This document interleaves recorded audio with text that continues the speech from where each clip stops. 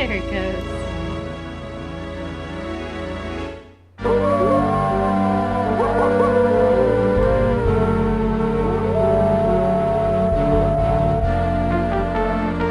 That is so loud. So loud. Alright. There we go. Welcome back, everyone. It is another Let's Play of Quest for Glory 4. Once again, my name is Anna Mardall, mother of cats. We currently have Cherry with us. Hi, Cherry. And we have Cookie. Hi, Cookie. So that's 2 of the 3 girls in the house. Mina is keeping to herself these days. She's not feeling very well since her brother left us, so passed away. So we will leave her in peace. But we got 2 little baby girls here. Hi, baby girl. Let's see, where are we? When we last left, I have to get my bearings. When we last left, we had gone around town. We met with the grocer, the innkeeper, several townspeople who hang out at the inn. And then we met oddly enough, a scientist living in this little sleepy rural town. And we met a confused old man who seemed a little unsure of where someone named Anna is. And he wasn't talking about me. So, because he had an extra inn. Terry, I cannot see the screen if you're trying to get the little disembodied hand. Can I get you to stand down? Thank you, baby girl. Good girl. Okay. So, what we haven't done is we haven't explored back here. So let's go do that now. As you enter the northern part of the town, you hear the sound of a chisel chipping away at a stone block. A man is carving gravestones at one end of the street. Oh. Your attention quickly moves from the stone carver to the ominous Gothic building in the center of the street. There is definitely something not right about this structure. Someone said that John Rhys Davies is the narrator for this. And,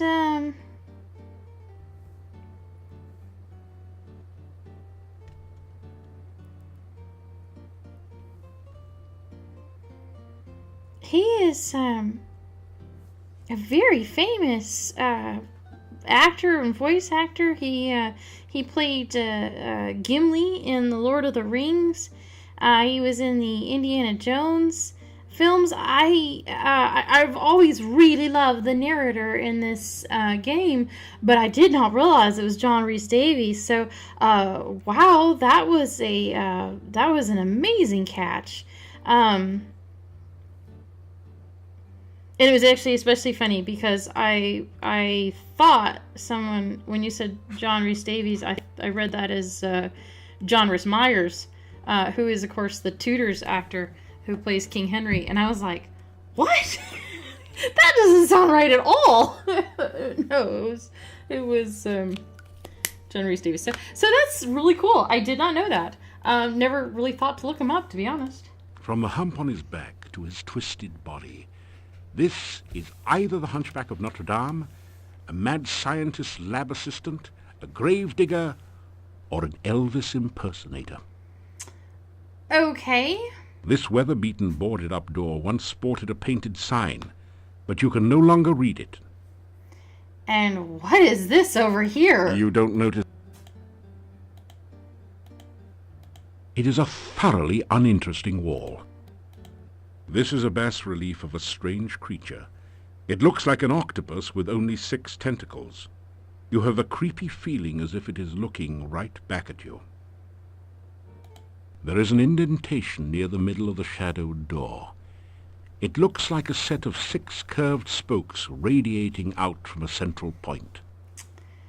The townspeople said something about a monastery in town and said we probably shouldn't go near it.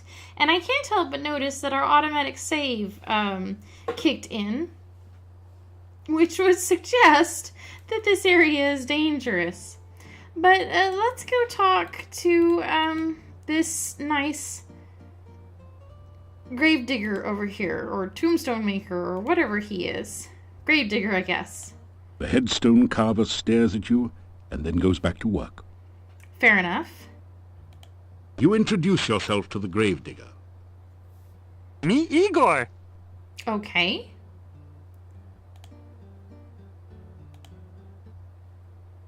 I don't know why we have the option to make the thief sign, because we don't have any lockpicking skills. So I don't know if stealth is turning that on, but I've noticed that, and I don't know what's controlling that. But let's ask him. So the first option is Adventurers Guild, so I guess that dilapidated building next to him is the Adventurers Guild. Building was Adventurers Guild. No adventurers, no guild. Okay. Town Mordavia, this north part of town. Oh, this day job. Also work graveyard shift. Little graveyard humor there. Igor dig graves in cemetery. Igor put dead person in grave. Igor cover dead person with dirt. Igor put headstone on grave. Oh, plenty job security around here. Business is piling up. Little graveyard humor there. Again. Again. Oh, Igor not hear rumors. Igor not no stranger in town. Igor not no doctor make strange things in lab. Igor not no funny man in inn not funny. Igor not know many things. Igor not hear many things. Well, that was actually quite a bit. Bad building. No go there. Bad, bad, bad. Okay.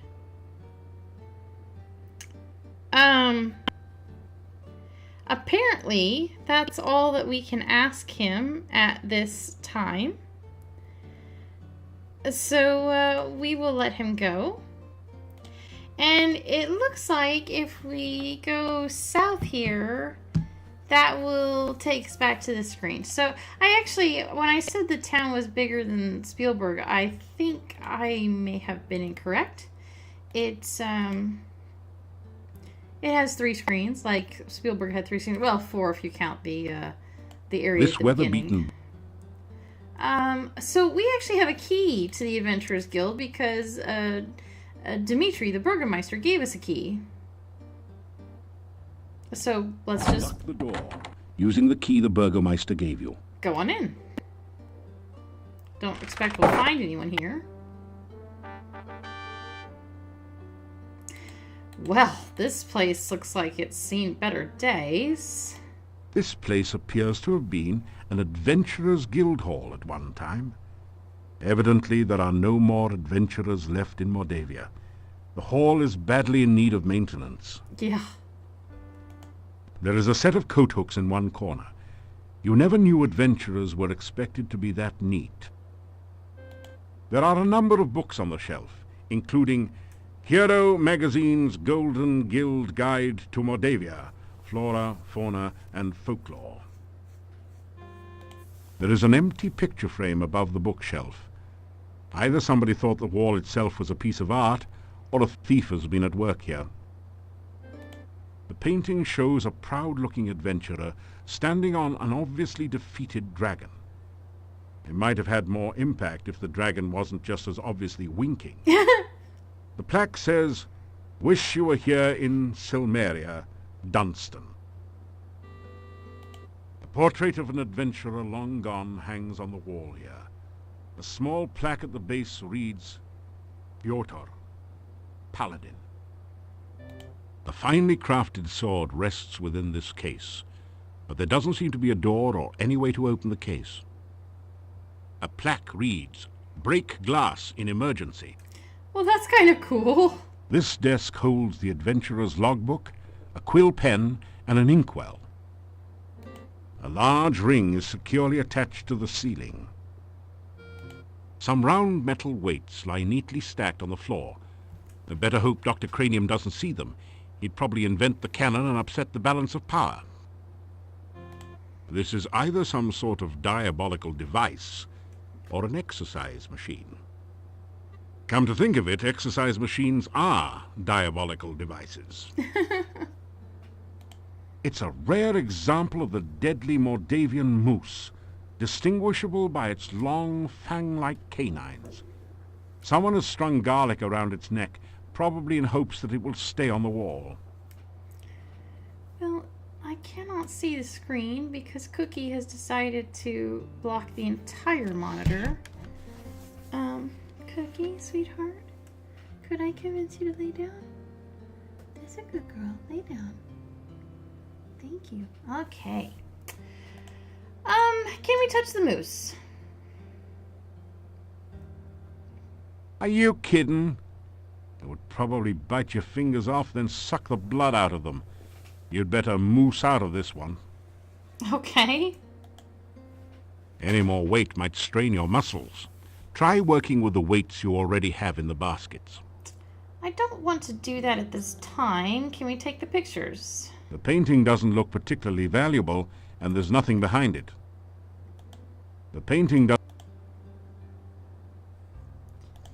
case looks totally solid, as if it was constructed around the sword. A plaque reads, "Break glass in emergency only." There's no sign at all of a crack or seam in this case.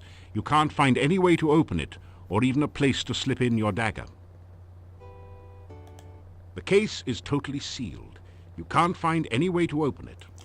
Well, we are a wizard. Whoops, I don't know. You sense no... Oh, that was detect. I want open. This is not a good place to practice your magic. Okay, so apparently because we're a wizard, we You sense... we can't, open the glass case with a sword. I guess we don't need it. We're a wizard. Can we read the log? You read in the adventurer's log about some of the exploits of past adventurers in Moldavia. Prominent among them is the story of Piotr and the Dark One's cult. Near the end of the book, Piotr tells how he led the armies against the Chernovi cult outside the Dark One's cave. The fighters were trained soldiers, but the cult members fought like madmen. Suddenly the cult members changed their forms and became grotesque monsters. Many of the soldiers panicked and ran. The battle was nearly lost.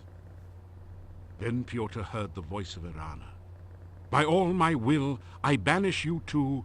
The voice was cut off. The cult members screamed and ran. Piotr entered the cave and searched for some sign of life. All he could find were the grotesque remains of cult members. The only sign of Irana was her magical staff lying on the ground. Piotr picked it up and left the cave, knowing that Irana was beyond his help. Piotr then tells how he brought the staff back to town and placed it in the town square.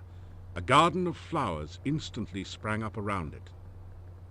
Near the end of the book, Piotr tells that he was going to seek out the rituals of the Dark One and destroy them. There are no later entries. Wow. Okay, so let's unpack that. That was really cool because in the previous games, the Adventurer's Logbook has just been, you know, you got like a little bit of a clue about the Flying Falls in in Heroes Quest 1, and I think in 2 and Shapir it was, you know, just I think it said that it was mostly foreign languages that you couldn't read in the logbook. This one actually had some important background on the local area. So apparently there was a war with these cult members, and things got really hairy. They started turning into monsters. And then Irana cast some kind of spell to banish something or someone, and the cult members ran off. Piotr entered a cave, possibly the cave that we came from, and found no trace of Irana except her staff. Which is kind of a big deal. Wizards aren't supposed to be separated from their staffs. He brought it back to town and stuck it in a rock and flowers bloomed around it. That's the staff we saw when we first came in. We did intuit that Arana may have had something to do with those flowers because it looked like her handiwork. But now we realize that she didn't make that area. Piotr brought her staff back from something bad that must have happened to her. And the flowers growing were some kind of residual magic. That's how strong a wizard she is, that just the presence of her staff made those flowers grow. So something bad happened. Piotr then went on a quest to try to find some rituals, and I guess something must have happened to him because he's not here now. So God, that's really sad. So, is there anything in the desk drawer? That would be a lot easier if the desk had a drawer. Ha ha ha, you got us there. You sign your name into the adventurer's logbook with a flourish. It's almost become a habit by now. Is there anything worth reading on the shelves? Which book do you want to read? Oh, okay, there's options here. As you scan through Hero, the Journal of General Job Adjusting, you find quite a bit of information that might be useful here. There are a series of articles about the land of Moldavia. The town originally grew up around Castle Borgov. The Borgovs were the boyars, or local noblemen, assigned the role of guarding the area from invaders. The chapter on fauna describes a number of interesting creatures. The Necritor is a vicious carnivore with big, sharp teeth. Some of the other monsters sound even more horrific. In the forest lives the Lishi, a creature known for playing practical jokes on travelers and playing riddle games, but which can also be helpful to those it likes. You learn about the Rosalka, the spirit of a murdered unmarried woman. Such spirits are said to inhabit lakes and rivers. They try to avenge themselves by drowning any man foolish enough to approach them. You could really learn a lot by reading this magazine thoroughly instead of just browsing through it. Isn't it nice that we included a complete copy in your game box? Did you now? I do have a copy of the manual.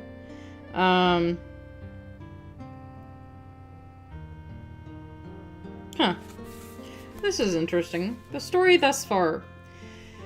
You began your quest for glory as a graduate of the famous Adventurers Correspondence School for Heroes. A poster in your local Adventurers Guild said a hero, no experience necessary, was needed in Spielberg. It sounded good, especially the no experience necessary part. That was before you learned that being a hero meant fighting vicious monsters, solving puzzles, and evading traps, having to walk miles through the trackless desert, and generally working your tail off. As you rescued the Baron's children, Elsa and Barnard, from enchantment, you learned that brigands were only part of a larger problem. The Baron had offended Baba Yaga, a powerful ogress, and her curse had caused disaster throughout Spielberg Valley. Only when you used her own magic against her to drive her out of Spielberg was the land once again free from enchantments.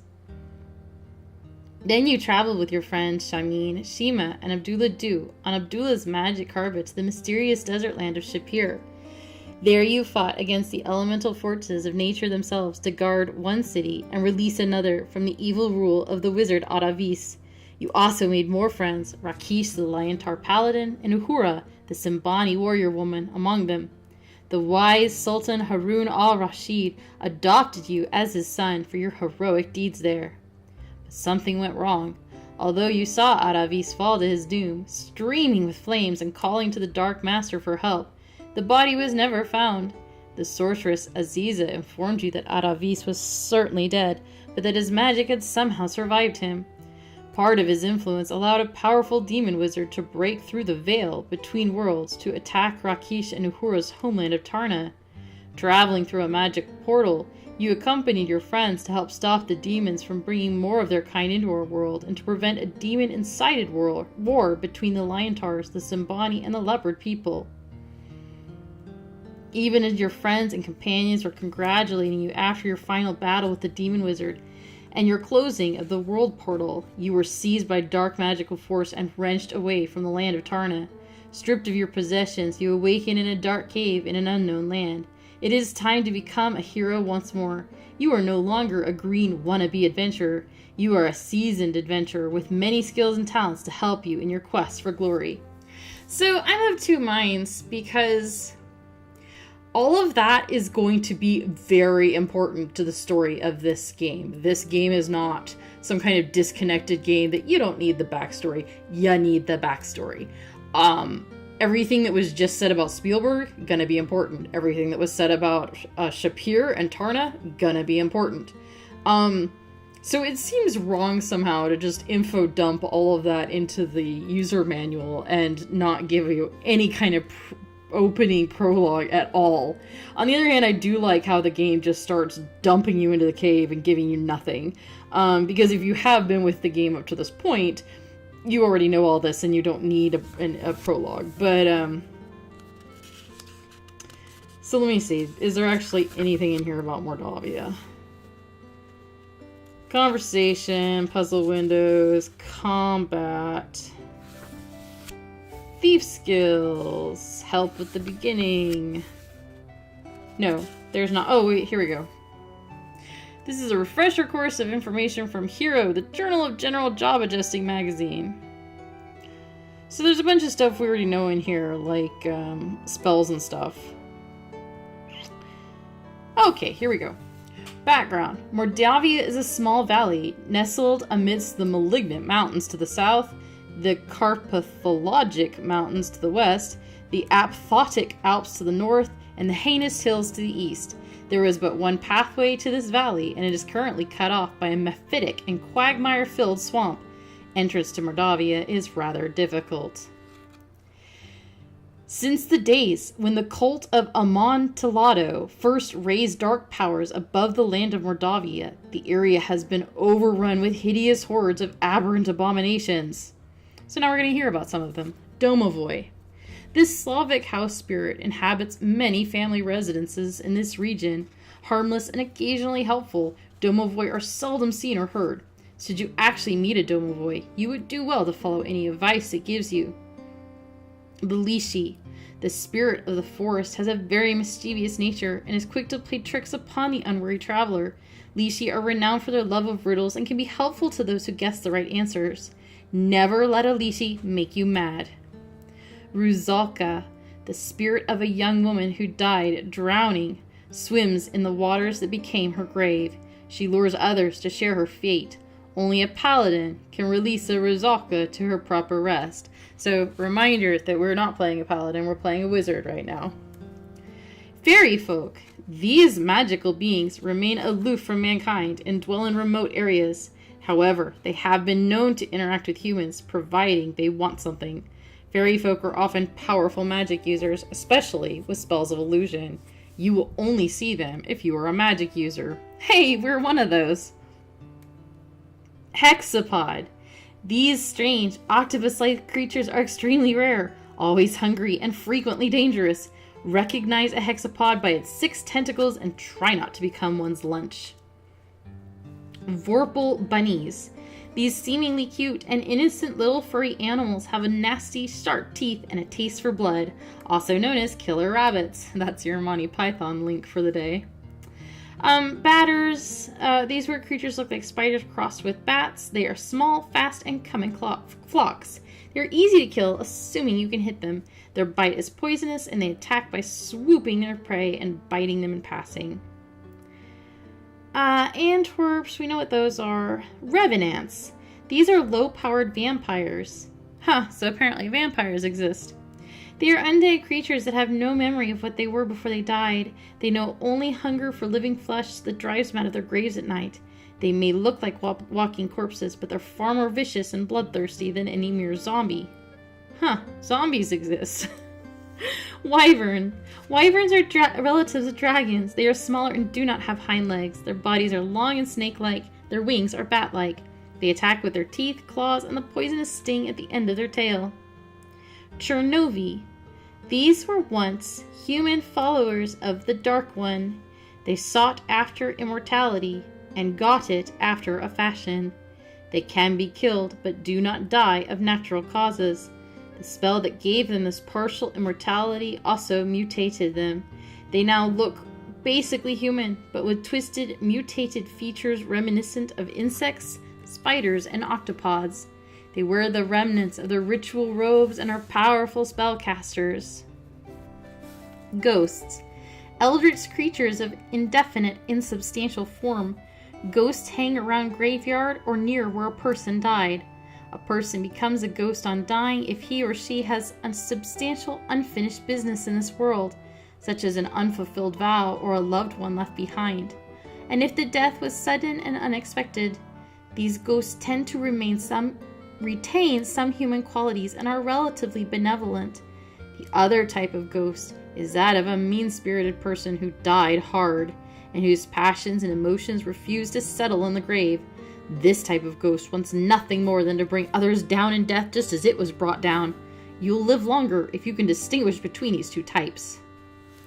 Wraiths. These are the jealous ghosts of miserly men. A wraith always hovers near the site of its death, guarding some item of value. These undead spirits are powerful and can cast magic spells. They also have the ability to drain the health of anyone who ventures too near them.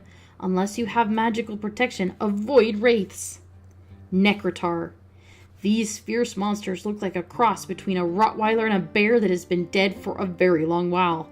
The nasty temper, razor-sharp claws, and huge fangs make these good monsters to avoid. Despite their appearance, Necrotars are not actually undead creatures. They are alive and vicious. Werewolves. Legends say that these are victims of a terrible curse which manifests when the moon is full. The victim is transformed into a wolf-like animal with a vicious attitude and a taste for human blood. Only silver or magic can affect the monster in werewolf form. Vampires. Most feared of the living undead, the Nosferatu are also the most powerful. They drink the blood of the living in order to maintain their unnatural existence. They have a natural ability to charm their victims before sucking out their lifeblood. Vampires can also create other vampires from their victims. These new vampires are slaves to the will of their vampire creators. Vampires are forced to flee the light of day and must sleep helplessly in their coffins. Destruction of a vampire is best done with a stake through its heart. At night, the Nosferatu are virtually invulnerable to attack. If the vampire was a magic user in life, it retains its magical abilities as an undead. They are also reputed to have superhuman strength. The vampire is truly the most dangerous of monsters. So that is the hero magazine that it said they included in the guide booklet. Again, I'm of mixed feelings that they did that. It, in my opinion, would have been better to go ahead and just narrate all that out and put it in a dialogue tree to let you read more about Rosalkas, read more about blah, blah, blah. But anyway, it's there now. The book turns out to be an advertising brochure. It says, "I, Dr. Cranium, predict that someday one of my descendants will become the subject of a major computer game. The Castle of Dr. Brain from Sierra Online." Jeez, how cheesy can you get? Yeah, that wasn't necessary. The book is all about using spells in unusual and creative ways, such as calming a fire, using alternate flame and frost spells to make something brittle and break, and so on. You pick up a number of useful tips which will improve your spellcasting. That's good to note, because if you hadn't played the previous games, you probably wouldn't think to use calm on a fire.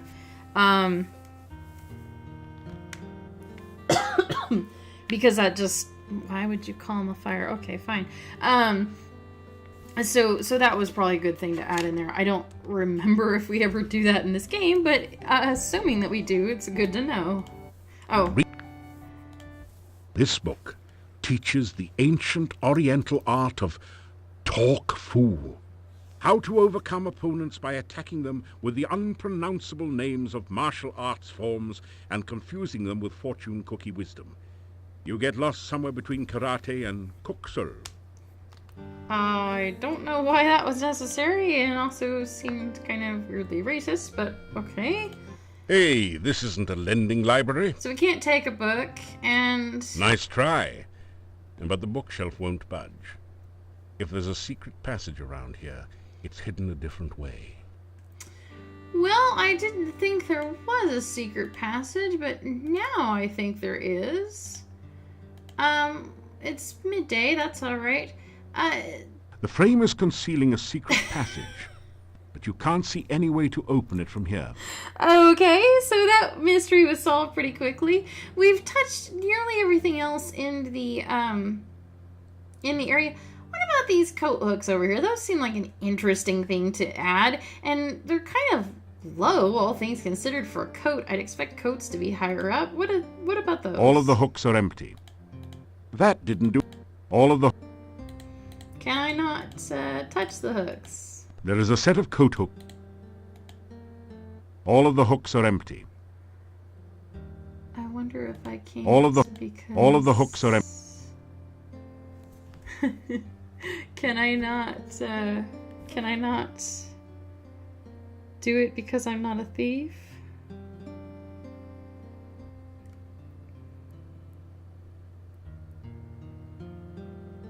I wonder. Can I look more closely at them? There is a set of coat. Then there's... That didn't do anything.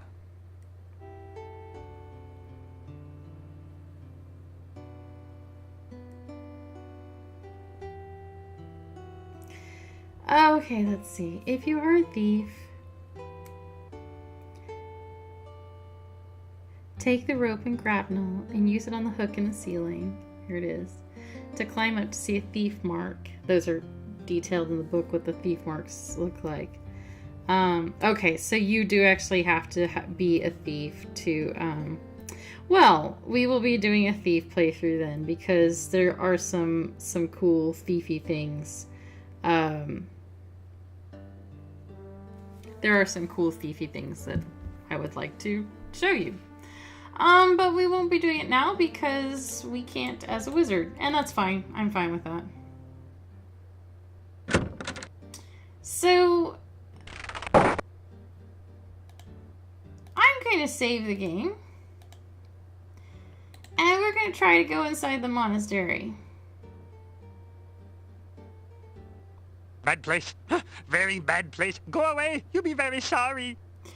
I appreciate the warning, but we're going to do it anyway because we're an adventurer. Oh dear. Nobody ever listened to Igor. That hectopus has had the munchies ever since it got stoned. Fortunately for it, but not for you. It occasionally gets meals delivered right to the door. So, ouch, we got eaten by the... This is a best... hexapod. It said that there was an indentation on the door. Obviously, there must be a way to get in if you're authorized. So maybe we need to use Bad place. the symbol on the door to let it know that we are authorized. You push the Dark One sign into the indentation on the door. It fits perfectly. Yay! We got in! Real quick. We're at 86 score. Is that right? I gotta do a quick maths assessment. So, and we're just gonna have to turn the music down. So it was Light Bone Cave for 6 points. Get Equipment for 2. Cross Pit for 15. Get Dark One Side for 6. Open Dr. Cranium's front door for another 6. Identify Antwerp. Catch Antwerp.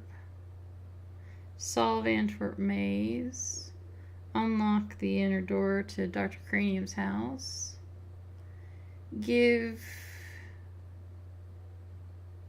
cure potion formula. Give healing potion formula. We got the bonsai, that's another 15.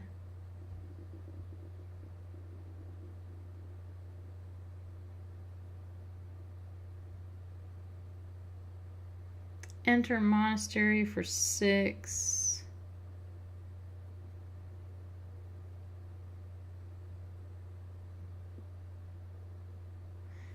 What does that come to? 76.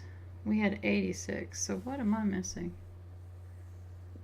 I'm missing some stuff.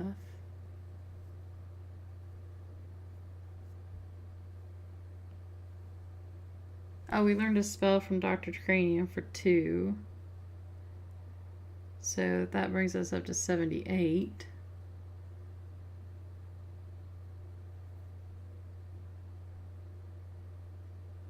Oh, enter Adventurers Guild for 6 and sign logbook for 2. That brings us to 86. Good. We are exactly where I thought we would be. So wow. Okay, let's look around. Oh, and I guess we could have the volume back. It was a little oppressive. This is a no longer used monastery. The furnishings are in poor condition, and the carpet and drapes are faded and threadbare. The symbols of the Dark One make this an uncomfortable place to be. Yeah. The bas-relief depicts a scarab beetle, sacred to the Shapirians as the keeper of the sun, mostly due to certain unsavory habits having to do with dung balls.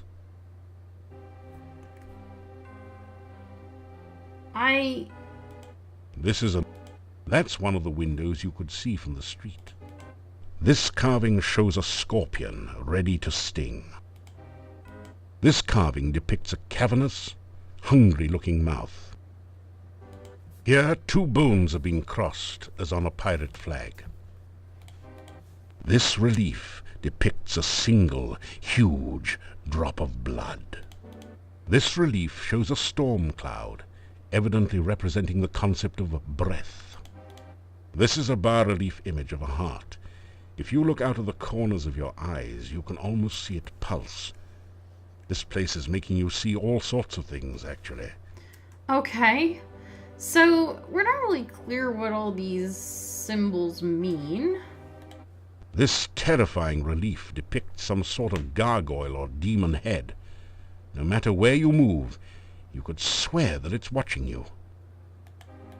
The chandeliers once provided light in this dark, somber room. Now they are crusted over with something you'd rather not investigate closely. They are now quite useless. It's a 6-tentacled, octopus-like creature. I guess you'd call it a hexapod. Unless you like cats, then you might call it a hexapus. I don't get it. What? But let's not approach it, because we just learned those are dangerous. The fireplace looks as though it hasn't been used in years. There are no logs on the log holders, nor is there any sign of ashes or other debris. Interesting. There are some small scratches on the stone underneath this brass log holder. So that makes me think there might be a secret passage over here, since it's never been used for fire. But I don't want to walk under the guard. There's an old threadbare rug on the floor. Like the curtains, it looks more like a fire hazard than an amenity at this point.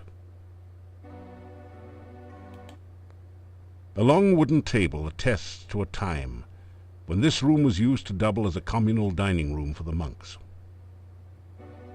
This is a fairly attractive, in a Baroque way, display cabinet with a glass door.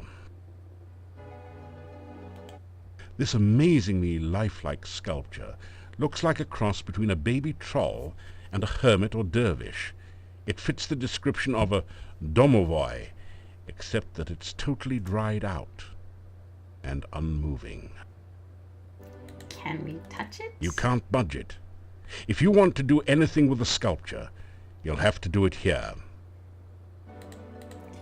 I don't think there's anywhere else we can go for the time being.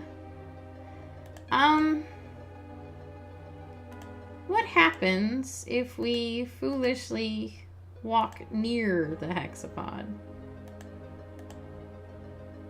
That's funny. The strange six-tentacled creature is moving. It looked like another wall decoration at first. Let's leave. Okay, good. We left. And we can't do anything with this strange little Domovoy statue. Can we get into the cabinet? You strike a mighty hammer blow at the glass case. It just sort of looks at you through its glass eye. You need to either build up your strength or try another approach. Before we leave... You sense a low level of magic all around you, as if many arcane and unpleasant activities had occurred here in the past. The hexapodal wall decoration above the fireplace is actually an enchanted creature, and extremely powerful magic radiates from an object in the display case. Can we use open here? You can't open that. Well, what good is an open spell if you can't use it to open things? Fine, we're leaving. You retrieve the Dark One sign from the monastery door, then quickly step away before the Hectopus can react.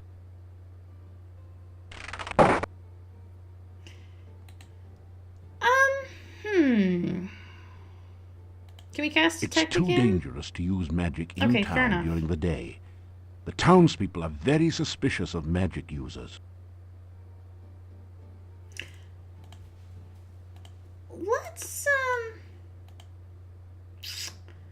Let's go back to Dr. Cranium. Or specifically to his little trap machine. Yellow, red, blue, red, yellow. Yellow, red, blue, red, yellow, purple. Boom. That's annoying. I don't know why we have to do that. So this thing is... This strange device... supposed to tell you what stuff likes to eat. Yes, I would like to identify another animal. Does it have legs? Yes, it does. Does it have more than one leg? Yes. Does it have more than 2 legs? Yes. Does it have more than 3 legs? Yes. Yes. Yes. Does it have exactly 6 legs? Yes. Does it look like a cross between an octopus and a squid with only fewer tentacles? Hexapods mostly eat heroes. Sound like a good idea to you? No. In a pinch, a clove of garlic will do. And we got points for that. We got specifically 2 points for that. And one more thing while we're here.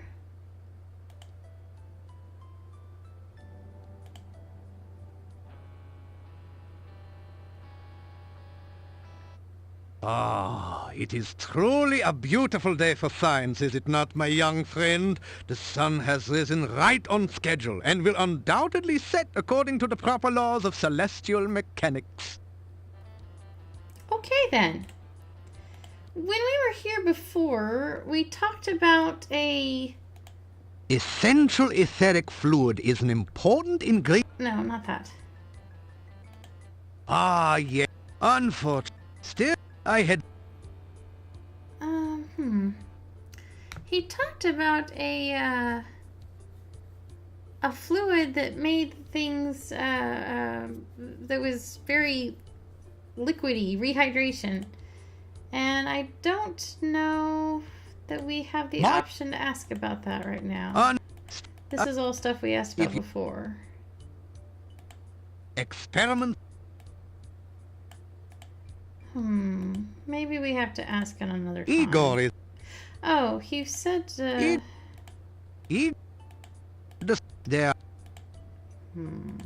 This...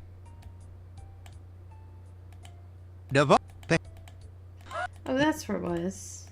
Perhaps you would like a cup of spearmint and beefsteak tea? Rehydration formula. But we can't ask him directly about it at this time. Well, that's fine. So we're going to say goodbye. You say, Please, He also told us when we visited to... should you ever visit Silmaria, I should be most pleased to give you a recommendation into the Academy of Science there. Science needs more adherence with your energy. He did tell us to tell Igor something, and I didn't see that as an option, but maybe we can do it now that it's not our first time meeting him. Maybe. This makes me so nervous walking by the monastery. No, we can't. he looks at you. Okay. So, that is probably all that we can do in town right now. It's almost evening. So, let's go back inside the inn.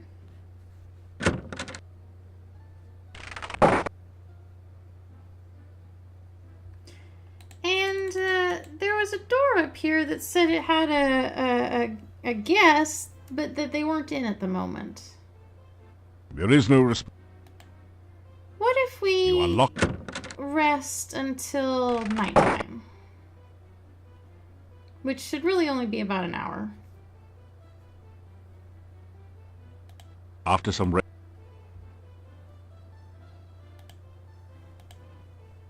Maybe 2 hours. unfortunately.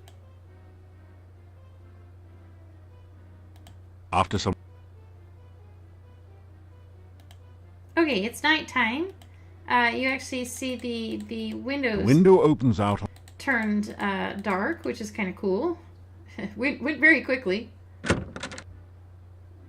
There's... The inhabitants of the inn eye you suspiciously. You get the feeling that you're not particularly welcome here.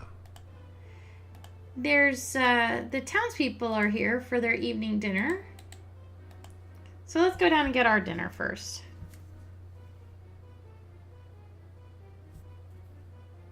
Try that again.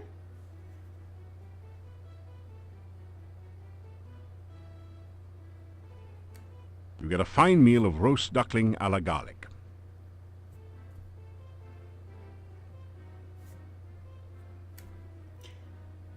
Let's talk to the innkeeper. He has new stuff to say. I am well. Good. My wife keeps the kitchen, and I keep the inn. Together, we make the Hotel Mordavia the best place to stay in all this valley. Okay. They come in here in the evening to talk, to drink, and relax. My wife prepares and serves 2 hearty meals a day. I am sure you will find them satisfying. Just sit down in the chair by the door, and Bella will be happy to serve you. Garlic is our national vegetable. We all love garlic around here, don't we, my friends? Of course. Hey, everyone loves garlic. Yeah, it's stinky. It's our country's flower. I don't care much for garlic. I don't remember asking.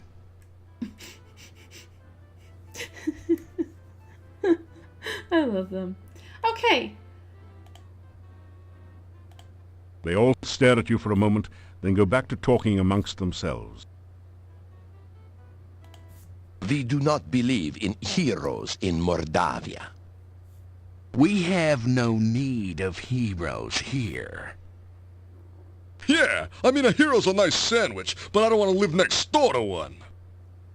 Actually, I had an uncle once who was a hero.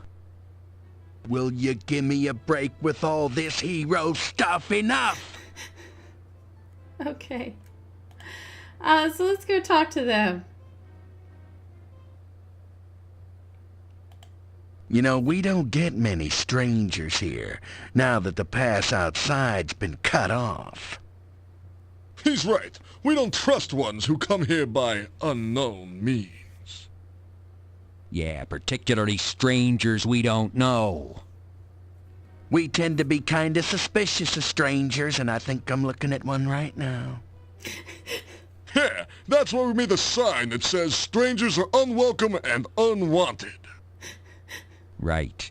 And in our own subtle way, we try to get across the fact that we don't like them very much. Strangers bring bad luck. Strangers bring trouble. Actually, the last stranger brought a jester's hat and a staff, but we still don't trust him. Anything else you want to know, stranger? You know, there's another stranger in town besides you. And let me tell you, he is very strange, okay? Strange. The dude ain't even human. No one knows how he got here or why he came. No one knows where he goes during the day, or who he's trying to meet, you know what I'm saying? Yeah, and he tells jokes. At least I think he does. Yeah, he says he's a real jester. He dresses like Sonny Bono. He acts like a gnome. He is a gnome, Einstein. Okay. Hey, look. There's nothing wrong with us. Yeah, we're okay. We've been tested. Well, to tell you the truth, I do feel a cold sore coming on.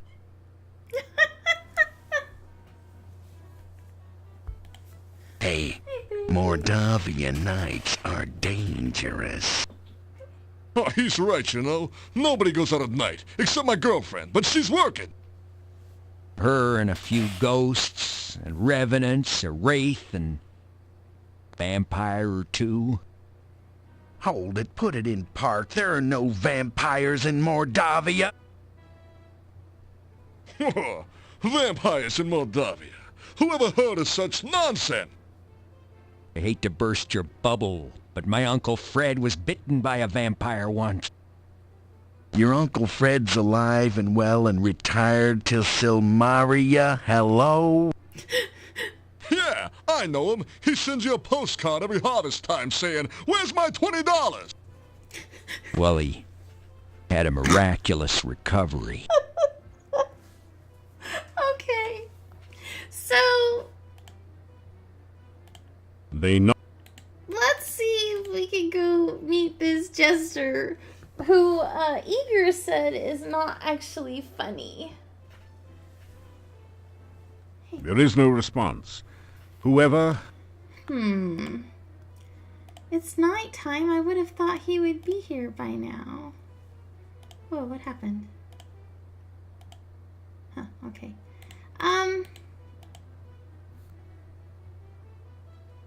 Maybe we could go out and see the town at night? You've never seen so many locks and bars on a door. You can't find any way to open it. It is very dangerous in Mordavia at night. We always keep things locked up when it gets dark. I will let you out for now.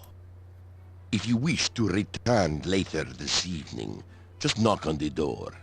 If you do not make it back by the closing of the inn, may you rest in peace. Cool, great. Good to be told. So I actually think it's not okay. So it's still daytime. It's what Spielberg would have called sunset is approaching. It's sunset enough for people to show up and start eating, but it's not quite nighttime yet, which is probably why the jester's not in his room.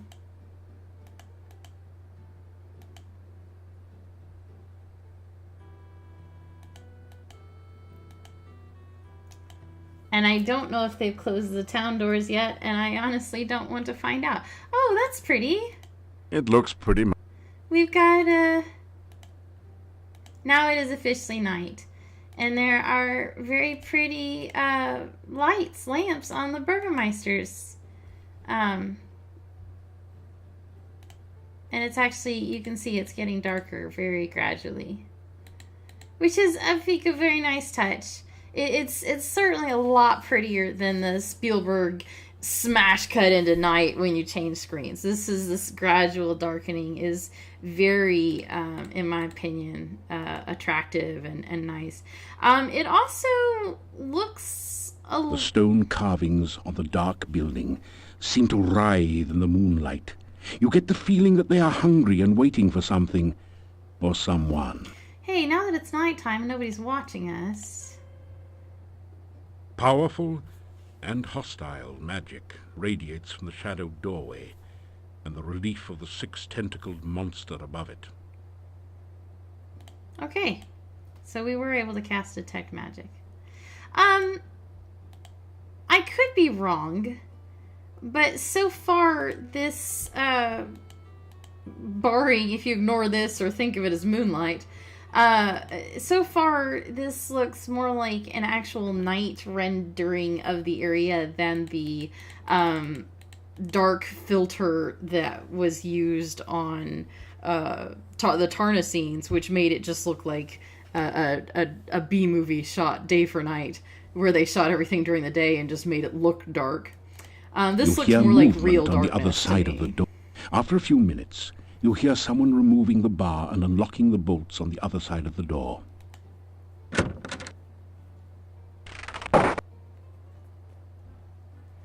So now let's try and see if we can visit the There is no response. Okay, fine. Not there. I get it. We'll try again some other time. So I'm going to do something and then You unlock the door to your room and go in. depending on what happens, I may restore the game. We're going to try going to sleep. Radical, I know.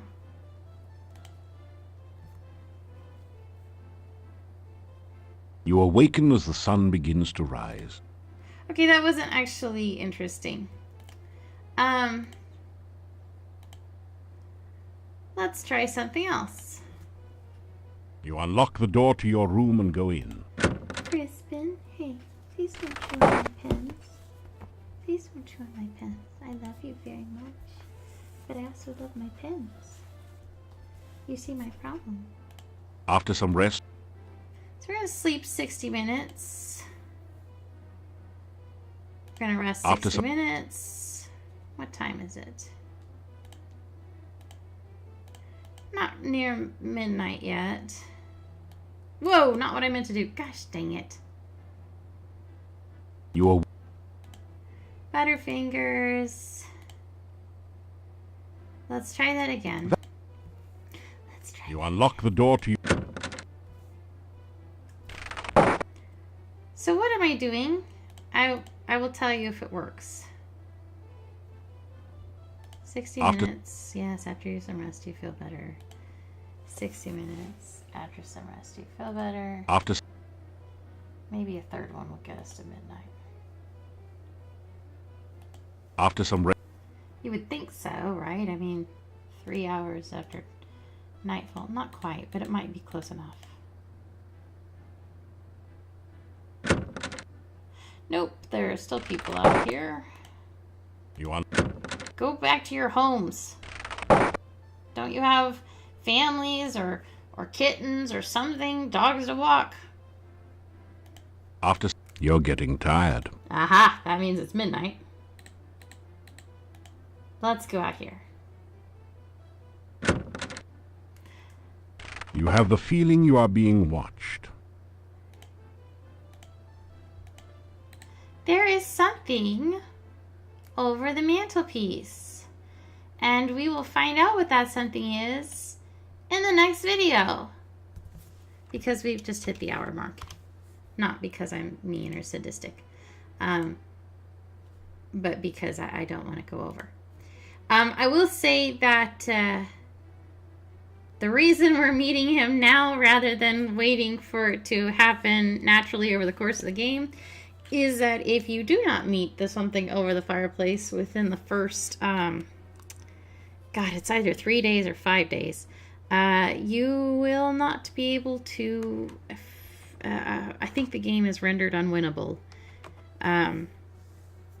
because of glitch. which is a pretty big glitch. So we are avoiding that glitch. So once again, this is Quest for Glory 4. I am Anna Mardall. This is Crisp. Crisp, can you say hi to the nice people? Crisp is the most chatty one. Do you want to say hi? No, you're not going to say hi? Okay, that's all right. You don't have to say hi. He will say hi in his own time.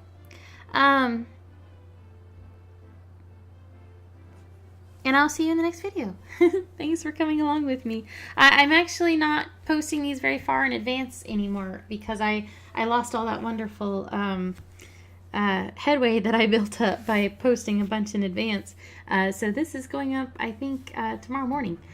So if they stop posting, that does not mean that there is something wrong. It just means that life caught up with me, and I will keep posting. It may not be on an everyday basis. So if it stops being on an everyday basis, don't panic. It just means that I'm moving a little bit slower. Like I said, I got kind of ahead of myself with Quest for Glory 2 and 3 because I was making like 4 or 5 or 6 of those videos a day and then staggering them out, and that was really cool because it meant for a couple of weeks there when I was having a really hard time emotionally with stuff, I didn't have to worry about posts because I had scheduled them all in advance. But it also meant that I have now fallen behind, or a little bit behind. If I do stop posting and you need something else to watch, if you've got Netflix, I really recommend the new She-Ra. It's really good, like really good. I binge watched that today when I was feeling kind of ill. Something Thanksgiving-wise did not agree with me, but I'm feeling better now. But the new She-Ra is really good. So I'll see you in the next video. Bye-bye.